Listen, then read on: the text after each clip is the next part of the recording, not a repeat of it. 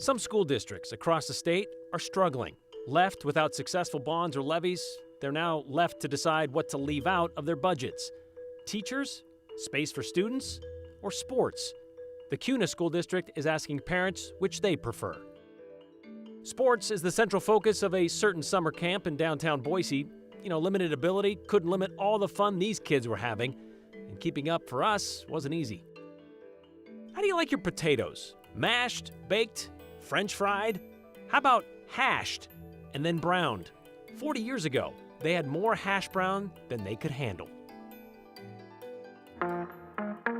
We need this bond, so we don't need the supplemental levy, we're saying, for a year. So we're letting that come off. That's 47 cents.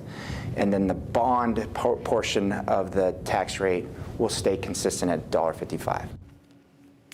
So that's how Cuna School District's Director of School Support Services explained last March's bond election 1 week before that election.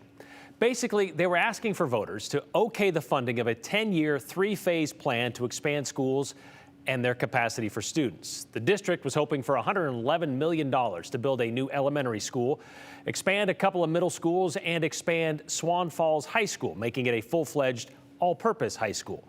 The funds collected for the supplemental levy would be going away, 47 cents per $1,000 of property value, and the money collected with the existing bond, we were told, would not increase. Well, a week later, after that interview, March 14th, that bond failed, getting only 56% of the vote, about 10% short of the 2/3 majority needed to pass. Then about a week after that, on March 20th, the Idaho legislature passed House Bill 292, the property tax bill. It would give Idaho school districts a big bag of money to pay off their existing bonds and levies, who would then pass those savings on to property owners. It would also eliminate the March election for schools to ask for more bonds and levies. That bill was vetoed by Governor Little, only to be overridden 2 days later. It's set to go into effect in 10 days on July 1st. So tax-paying property owners were given some help by Idaho lawmakers, Cuna School District saying they're expecting to get about $1.8 million to pay off their bonds. But Cuna voters failed to give their school district some help to pay for the expected 67% increase in students over the next 10 years. And now, even their short-term plans may be in jeopardy. This week, the district posted a survey on their Facebook page asking parents to give their opinion on why the bond failed and how to manage growth without it. So, hey parents, would you prefer year-round school or increased class sizes? Or maybe a hybrid schedule between online and in-person instruction? Maybe you'd be okay with a half-day student, like kindergarten, either in the morning or in the afternoon only. How about getting rid of some extracurriculars like resource officers, or nurses? Or maybe get rid of after-school sports. That's an option. We talked about Cuna a couple weeks ago and how they didn't have the money to pay their teachers the full $6,300 bump in pay handed out by the state this last session. And now they may have to cut sports. Here's Andrew Bartline. It's a quiet time of the year across Idaho public schools. Yes. But ask Cuna Superintendent Wendy Johnson. It's actually not as fun when the kids aren't here. And she's still dealing with a lot of noise. We just start preparing, for the next school year. That preparation begins well in advance because after decades of experience, I actually started my teaching career here in 1993. Wendy knows it's needed. It really does impact learning because you have to cram more children into less space. The request for more space came in the form of a bond. For a rapidly growing district, Cuna asked for $111 million to expand classroom capacity across all grade levels. This will be probably the second iteration of us doubling in enrollment that I've been a part of. More than 50% of voters approved the bond. However, a bond takes out debt, meaning the district needed a supermajority. It failed. And if we don't have the space to put kids, we got to figure it out. Now they're asking the community for potential solutions to cut costs. We missed the mark somewhere that we need to know more, and that's what this survey is about. The district survey asked voters what they prefer most: year-round school, in-person and online hybrid classrooms, or splitting student schedules between mornings and afternoons. They may be realities if we aren't able to have a place for every child to learn in our school district. And the reality gets even louder, asking voters to choose what program, if necessary, they prefer to cut. School resource officers, nurses, and social workers. sports programs, full-day kindergarten, career technical education courses, and elective classes. The bottom line, pick one if one has to go. None of those things are things that I think I as an educator can get behind, because I believe in more opportunities for students so that every student's needs are met. Do you have any idea where in this timeline, if you can't get more space to educate kids, that these questions of what are we prioritizing starts to be reality? I think some of those initial ideas would be put into place in the 24-25 school year. That is our target. I hope that we don't have to do any of those things. But they might. Through all the noise, solutions are needed. So, some of those things are happening. We've already had to turn down, like, for example, open enrollment requests that traditionally we've always honored. Like, we already are talking about changing boundaries, attendance boundaries. To be clear, no program is currently cut from the Cuna School District. This survey is asking for public feedback to understand what people would prefer if it comes to that, and also to understand what the district can do differently, learn from the past, and see what potential future bond changes they would have to be if they were to pass something in the future. And we were trying to do the math here, Brian, with that legislation you talked about earlier that eliminated March. So there's now 3 times every year. If we're doing the math in our heads, they would get November of this year, and then 2 more chances next year until it rolls into that 24-25 school year. They also have August coming up. They could use August 29th of this year. They're going into November again. But this is that kind of thing. They want to find out, okay, what did we not have in this bond that we want to put in the next one that gives us a better chance of passing it? And I think some of those ideas might be just, not to say it's enough, but bringing that into the clear focus of, look, if we don't get this money, these things are on the table in the next 2 years. That's a big deal, I think. Yeah, the big priority is we need space to teach kids. That is what a school's initial focus is to do. But then it becomes, well, the theater program, that's not cheap to be buying wood, creating sets, things of that nature. And potentially 2024-25, they would have to make a decision. They're asking questions from people. What would that decision be if we have to? And if it comes down to cutting the cross-country team or the wrestling team, that could change a few minds. It is possible. All right. Thank you very much, Andrew. Being a kid in the summer is pretty much the best.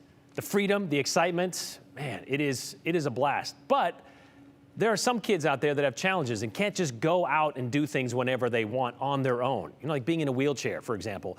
It's tough for kids that just want to play, especially at a camp like everyone else. In Boise, though, there is a summer camp every summer for just about everybody, including those kids. A chance for them to learn about the heights that they can push themselves. Joe Paris takes us there. The sounds of summer are so sweet. There's something about the first day of summer camp, an energy that is just hard to match. You guys heard them, right? So we got to be way louder than that. Just being a kid, learning a new sport, meeting new friends, summer is hard to beat. Better than sliced bread. Sliced bread? Yeah. But the morning formalities are just the beginning for the 35th annual Idaho Youth Adaptive Sports Camp. I've been involved in disabled sports for quite some time. I got hurt about 19 years ago and picked up several sports right away. What we're going to do a quick demo. Learning from the best is hard to beat. Steve Baxter is an avid wheelchair tennis and rugby player. He's a part of Team USA, winning a bronze medal in quad tennis just this past month. I was pretty athletic beforehand, so just started playing things and got to know a couple of the people here at Boise Parks and Rec, and they said they had a camp and asked if I wanted to coach. So been doing it for about 12 years now. Hey, everybody turn and watch. Come on, guys, over here. Camp for the blue team begins with a wild obstacle course. Twisting, turning, ducking, jumping, screaming. A fun time trial with plenty of lessons in there. That's really what we try and show the kids as much as possible is, a lot of times they just don't see what they're able to do. A lot of times, they're held back because they don't understand what their real limitations are. So that's a big thing that we try and do is try and push their experience a little bit and get them to realize you can probably do a lot more than you think you can. The camp is offered to kids and teens aged 6 to 19, whose primary disability is a physical disability that limits mobility. Young athletes with physical disabilities who use a wheelchair, AFO braces, walker, or crutches spend the week exploring new sports while connecting with new friends and mentors. We got you. Nice, good job. It's fun getting to show those things to them for the first time, and when that light bulb comes on, they're like, oh wow, I can do these things. It's really nice. Taking a break from the sun, you'll find action on the hardwood. It's really fun. Morris Caldwell is a camp veteran. You'll find him flying around the gym, or maybe crashing, because defense, well, that's his focus. I'm like this, and the other players are going really, trying to like shoot, but I just wave my hand up. You better believe Morris had this week circled on his calendar. I like that I can make friends here, and I get to try out new stuff. Really fun, and it's a good learning experience for the others. It was really crazy. I mean, I was right there, almost fell off twice, and yeah. And they learn so much from each other as well, not just from us, but from each other, seeing people that may not have as much function as them doing things differently or doing things more than they thought they could. It really opens their eyes and makes them realize how much more they can do. The experience in Adaptive Sports Camp with such a variety of opportunities is unique to Boise Parks and Recreation and the team of organizations that they work with to make it all happen. And for families, it's a special opportunity to connect with new adventures that at the core are about just being a kid at summer camp. And Brian, this is the first time I'd been out, and I'd heard about summer camps like this, but it's hard to describe, and I know we had the great video, it's hard to really capture like the emotion for some of the families that are watching this and the kids. I mean, frankly, some of these kids had never been in this environment before, and at first you can see that some of the kids were nervous and kind of feeling it out and maybe felt uncomfortable, but pretty quickly after the activity started going, smiles everywhere, lots of cheering, you heard the screaming. Making friends too? Yeah, I didn't want to come back to work. I wanted to hang out with them all day. Oh yeah, who wouldn't? It sounds like a blast. All right, thank you very much, Joe.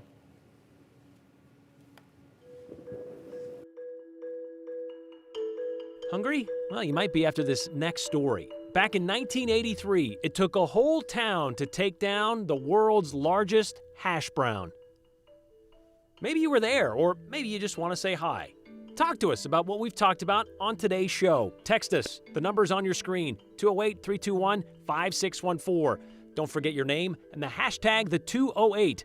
Oh, and keep them clean, keep them concise. Oh, and we like them clever. That way we can share them at the end of the show.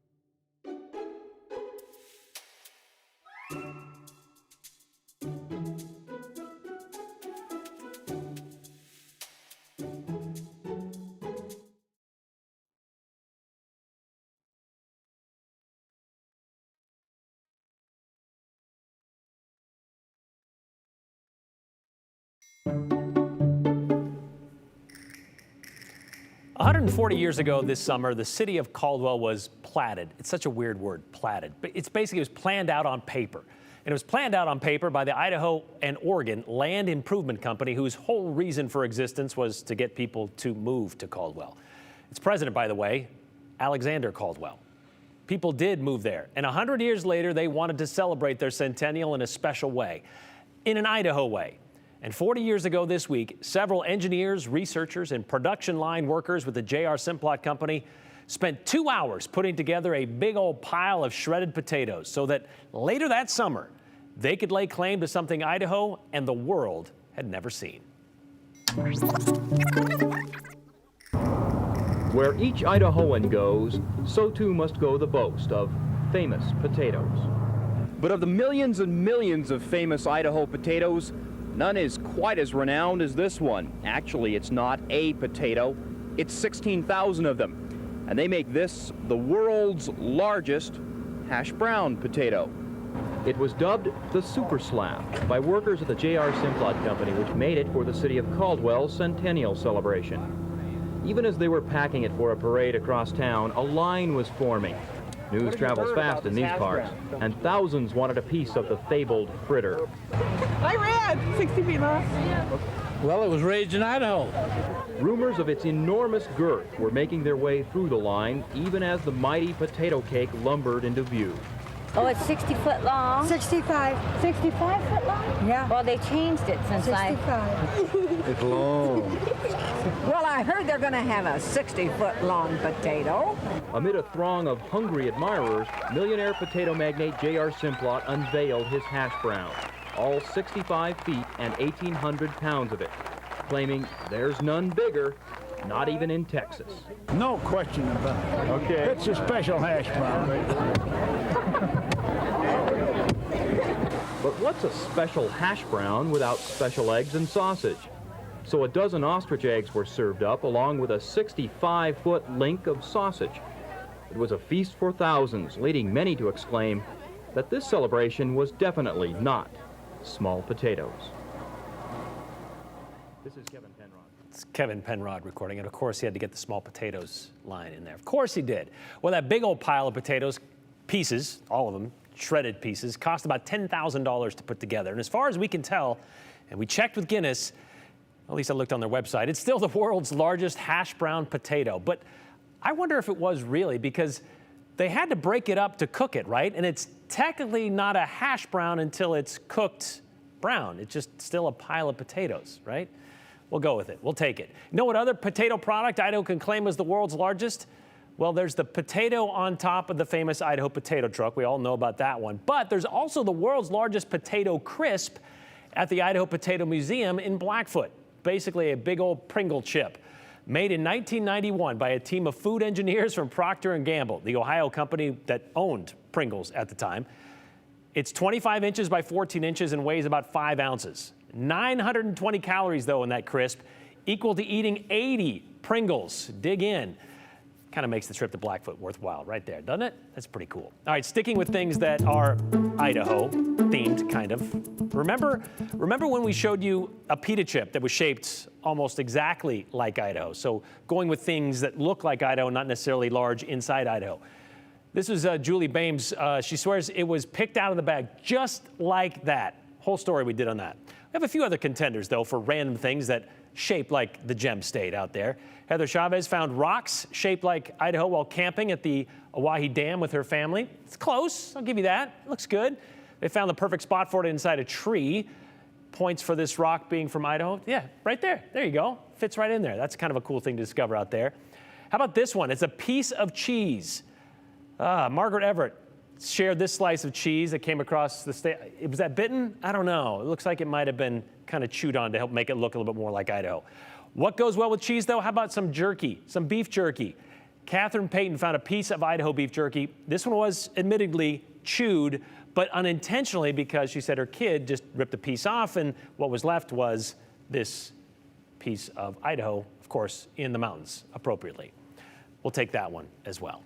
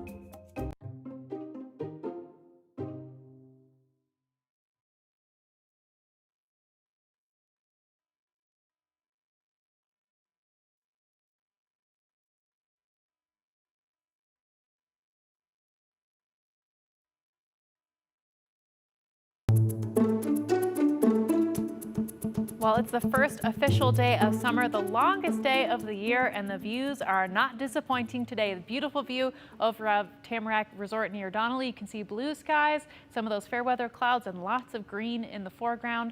And you can see over at Sun Valley that it was a similar view today, though Tamarack sure is looking nice this afternoon. And it looks, there we go, there's Sun Valley. There's some of the clouds there and a little bit of that greenery in the foreground again. And they did have a little bit more of that cloud cover than Tamarack, but overall a beautiful view. And you can see that those temperatures are going to be beautiful tonight as well. A really lovely night, a little bit warmer than what we saw yesterday, but those temperatures are going to be into the 50s right around midnight. And then tomorrow morning is not looking quite as cold as we saw this morning, as many places were in the lower 40s, and we're warming back up to a expected high of 81 degrees tomorrow. Now let's take a look at those low temperatures we saw this morning. You can see over in Magic Valley, we were in the mid to upper 30s. Some mountain spots were near the 30s, and then below freezing for several spots. And Treasure Valley spots were in the lower 40s and even 39 over in Caldwell and Nampa. And you may be wondering if this sets a record for the date because it's so chilly. It does not set a record, but it is much below average for what we would typically see this time of year. So 43 was the low in Boise, and then the average is 55, and the record is 36. So a little bit closer to the record low than the average for today. We're expecting to see some more of those dry conditions for the first part of your summer, but some of those showery conditions will return starting on Friday. So mainly in those mountain locations, we're going to see some of those showers and storms roll back through. And I think we have a chance of seeing an isolated thunderstorm in Magic Valley spots, and I wouldn't rule out a shower or two for some Treasure Valley spots as well. But tomorrow will be pretty pleasant, going to be a little bit like a Goldilocks day with a little bit of sun, a little bit of the clouds, and some nice comfortable temperatures as well, with some of those high temperatures expected to be in the 80s.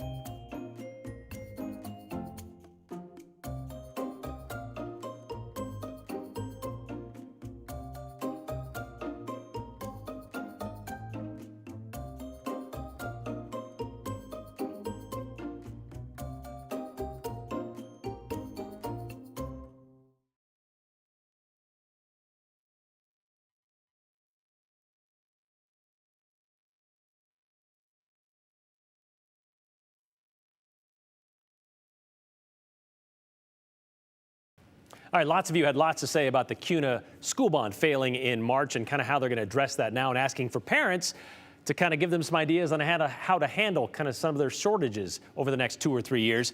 I'd like to know why the voters of Cuna don't understand that they are one of the fastest growing towns in Idaho. That means more children, the need for larger spaces in schools, the idea of possibly cutting a half day of school means less education for each kid. Let's not dumb down our students. That's from Diana, I believe.